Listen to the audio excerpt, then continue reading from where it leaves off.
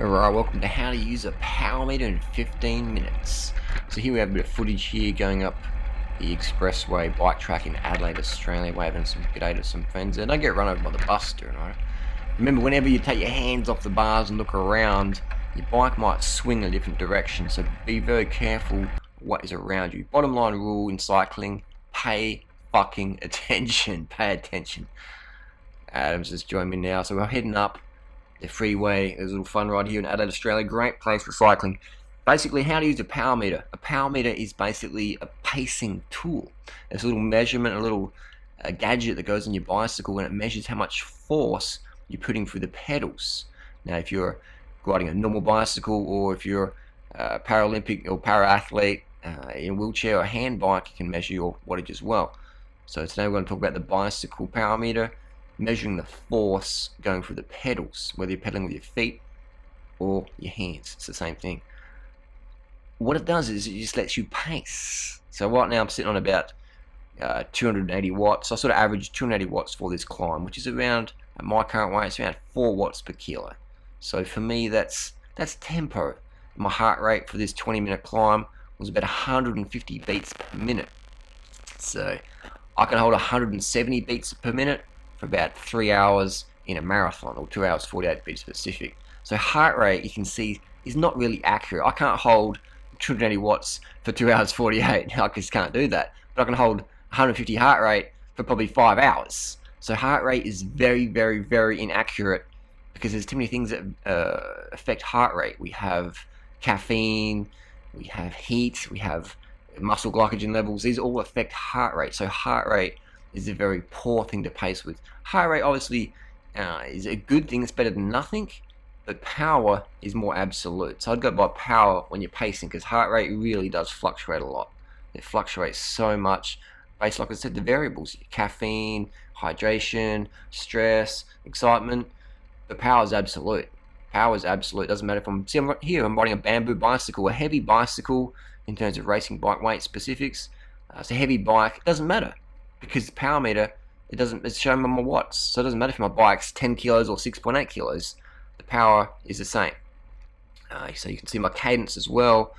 I'm spinning over 90 cadence, probably closer to 100.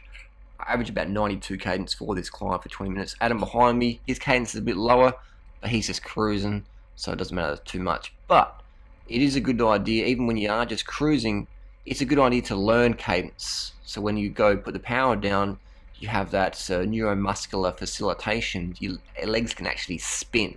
So I've been practicing for about 4 years now, ever since I rode with Lance Armstrong in 2009. And I went for like a 5-hour ride with Lance, sitting on the back of the peloton. Lance is a starter team, and I rode for about 4 or 5 hours. And Lance was manic with the cadence, man. He's just spinning everywhere. I'm like, interesting. So ever since then, I started looking at more about training with power and cadence and its role there. So again, bottom line rule to cycling: pay attention. There's witches' hats around. You might note me pointing the witches' hats out to Adam behind me, etc. Because the rider in front, they're the eyes of the road. So you need to point shit out. All right. Don't let people behind you crash because you're too lazy to point out that bottle or the whatever, the gravel around the corner. So we're just cruising up here, slowing up. Look, a little contender. Check out this guy here in the yellow black kit. He's like, banana boy, banana girl. All right, let's show him some gas. So he's accelerated. And now Freely's actually filming this with my GoPro, so I'm telling Freely to just, go for it, hit it harder. So now we're speeding up here. And I've got mate Johnny behind me in the white and black kit on the Cannondale. Johnny, I've known since '97. He sort of helped me get into bike racing back then. Told me what to do with licenses and gave me some tips on racing. So Johnny was a big instigator of me starting bike racing back in 1997. December '97 was my first ever crit. And I rode that crit in shorts and t-shirt. Good stuff. Hang around people who can raise you to the next level. So power meter is a pacing tool. You want to use it to pace with. And right now, I know that the guy who just attacked past us, here we go, there he is there. He's just blown up. And I knew he was going to blow up because I looked at my wattage. I'm doing about 280, 300, and he's surging at probably 550 watts. All right, for 550 watts, he's doing roughly. So I know that's not going to be sustainable unless he's a pro rider. And he ain't a pro rider. I'm not a pro rider either. But so the power meter just lets you know straight away if someone's going to stay away or not. and I knew he wasn't gonna, so I gave him like 20 seconds or whatever. He did good. It's all about having fun on the bike. There's no wrongs, you know. Just as long as you're getting your heart rate up, getting some breathing done. That's the main thing. Spin the little legs out. So you can see my cadence here the whole way up, just spinning, and that way you lose. You don't produce as much lactate really in your legs. We don't feel like you do anyway, because your legs are just getting momentum to spin around, and this gets the blood going. I remember talking to Dr. Ferrari one time on email, and he was saying that when you use cadence, it acts as like a peripheral pump because your blood is just getting circulated a lot easier. Alright, so that's definitely a tip there that you want to. Actually, I'll put a link down below to Dr. Ferrari. He actually did write an article about it, and check it out. Even though Dr. Ferrari is a head doping coach, you still have to understand how the body works as a cyclist. So definitely got some good things to share there. Even though his main role of fame is sports doping of tennis players, cyclists, swimmers, runners, etc., boxers. Everyone's on the gear at the top, man. Everyone's on the fucking gear. And we have another contender coming up behind in the Johnny's waving goodbye there. He's done his shift. We have another contender in the orange kit. Another fit person, another fit lad coming along. And so you can see my little handlebar there. Just, here we go. That black tip on the end of my handle, that's a little mirror. So I can see who's coming along, who's the contender, who wants to have a go. I'm not going full gas up here because there's a lot of riders on the road. There's a lot of riders out of Australia. So I'm not going full gas. To go full gas up a climb this busy, it's not really smart. It's a bit stupid really. So I'm going tempo. I'm going hard tempo up here. 280 watts, hard tempo. Just getting some spinning going and just paying attention to riders around me, not passing too aggressively, whatever it may look like. Get out of the way, no. Just using a bit of etiquette. Just again paying attention to what the riders up ahead are doing, so I'm not running up the behind them, which sometimes happens out there on the road, and I've done that myself in the past. So you always want to keep your heads up, and before you look down, look up. Before you look down, always fucking look up. Before you look down at your power meter or your wattage or whatever, look up. Alright, you want to look up. You notice I'm not using a water bottle. I actually had the water bottle in the pannier bag on the bike freely riding, so I do definitely ride with the water bottle. I just didn't put it in there just to save it for a couple of grams. Just for Strava. The rider behind me doing quite well. His cadence is pretty good as well. His posture is pretty relaxed, his shoulders are pretty relaxed, he's doing pretty well. And I can tell by the wattage that he's a very fit guy. I mean, wattage doesn't lie. Average speed means fuck all. Speed means fuck all, because you might have a wind, the road surface might be rough or whatever, or smooth or slow, you might have a slow leak, you might be sitting on the back of the group, on the front of the group. Average speed means nothing. People are like, what's your average speed, Harley? What's your average watts per kilo? That's more important. So average speed means nothing. Don't even worry about average speed. You want to go by wattage. I'm wearing a little intercom system on my helmet here, and I can communicate with freely to go a little bit harder, a little bit easier. So we're cruising down here. This is a GoPro Hero 4, in case you're wondering. I think it's 1080p, 60 frames per second. So cadence, this is really good. I can't even feel my legs right now. I cannot even feel my legs. There's no chain on the bike. Basically all I can feel is my breathing, heart rate, and that's it. I can feel my heart beating. And now I'm going to ramp it up. Look at this, here we go. I'm in the cat pounce position. Now I'm getting the cat pounce.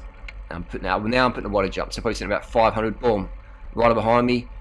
He's coming back up again. He's coming up. He's like a mako shark. This is good fun. It's all about having fun on the bike. You race each other. You want to have a go? Let's do it. So it's all about having fun on the bike, and everyone gets fitter at the same time. You learn more about your body, etc. So the guy behind me, very fit rider as well. Boom, pop, just sent. I put another acceleration in, getting up to 500 watts, and in my mirror I can just see him popping off there, and that's it. So now you can see my faces are changing a bit. My body language. I'm out the saddle more. I'm still keeping the wattage pretty good, just about 500, just boosting up around here. Again, I'm not going full gas because there's riders zigzagging around the road, so I'm definitely paying attention to what's around me. For safety, you want to be safe. The main reason people crash on a bike is they're just not paying attention. Alright, they're not paying attention. You've got to look up the road, pay attention to what's coming up the road. That's the biggest tip I can offer anyone, even myself. Most of my crashes happen when I'm not paying attention. You know, I was texting my phone one time, went over the gutter, over the bars. Go around the corner too fast, not looking through the corner, hit the gravel, come down. You want to pay attention on the bike. Most accidents happen because people don't pay attention. Alright, back in the screen now. So you can see the leanness. There's not much fat or fluid around my knees. You can see that leanness. Alright? That's leanness. That's low body fat, low fluid level. not storing much excess fluid, which you don't do anyway when you're very fit and eating a high carbohydrate, low protein sort of diet. Quite lean here, but again, just a high carb diet, high carb vegan diet long term. I don't cut my calories or anything like that. I just eat as much as I want, whenever I want, of just good foods, good quality vegan tucker. And there you go. So I'm just cruising up the hill here. Drop the wattage a bit, but again, the riders behind, they dropped off the back. They've had enough. So I'm just going to keep going. I wanted to get a bit of a 20-minute workout at a decent wattage, sort of just get the blood flowing. Pass a few people with the Go Vegan kit on there, just a bit of razzing up.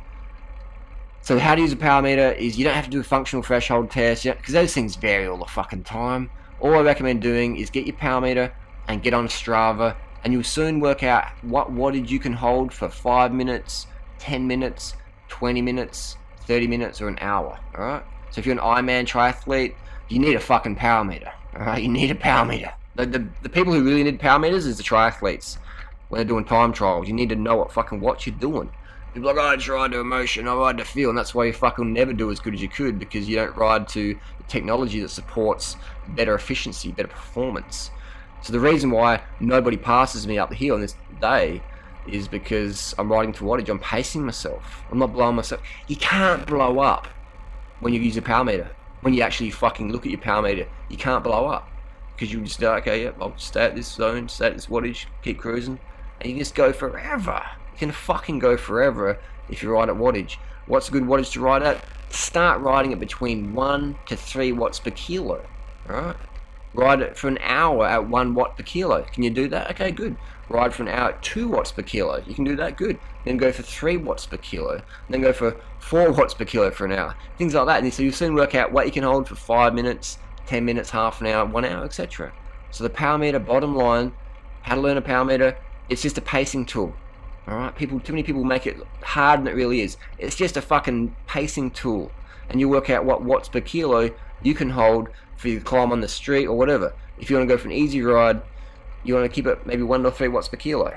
And if you're an absolute noob, maybe 3 watts per kilo is like all out. But eventually, you'll be able to ride at 4 or 5 watts per kilo for a few minutes or an hour or whatever, depending on your fitness level. So you get a power meter as soon as you can. It's going to help you a lot. Freely's even got a power meter. Freely doesn't even race. Freely's never even she's done 2 bunch rides in her entire life, but she uses a power meter. I'm hardcore now. She's hardcore now. And the reason why she uses it is because now she can pace herself. Freely used to go and hit 500 watts at the start of a climb. Go, I just want to get the climb, I just want to get the climb. And she didn't really enjoy it, because when you're putting out 500 watts, you just that's 10 watts per kilo. You just produce so much lactate, and it hurts and it burns. And Freely's not full of painkillers, so she feels that pain, and then the brain says, look, this sucks. So get a power meter and ride at 1 and 3 watts per kilo. Just cruise around. If 3 watts per kilo is too much, ride at 1 watt per kilo. If 1's not enough, ride at 2 watts per kilo. If 2 not enough, ride at 7 watts per kilo. You'll soon work out what you can do. As an example, someone like Lance Armstrong or Chris Froome, those guys could ride at 7 watts per kilo for half an hour on fresh legs. Fatigue legs, after 5 hours of racing in the sun, they could probably run about 6.5 watts per kilo for half an hour approximately. Give or take a few percent there, but there you go. That's watts per kilo. What's your average speed? Doesn't fucking matter. What's your watts per kilo for 10 minutes? That's more of an indication of what's going on. Alright? So that's what you want to do. So functional threshold, again, it varies too much. I would just say stick with Strava segments and what watts you can hold for, your favourite Strava segment. Because that's what you want to get better at, isn't it? You want to get better. If you get better at climbing, everything else gets better. Every aspect in your life gets better. So focus on climbing mountains. Use a power meter to pace yourself.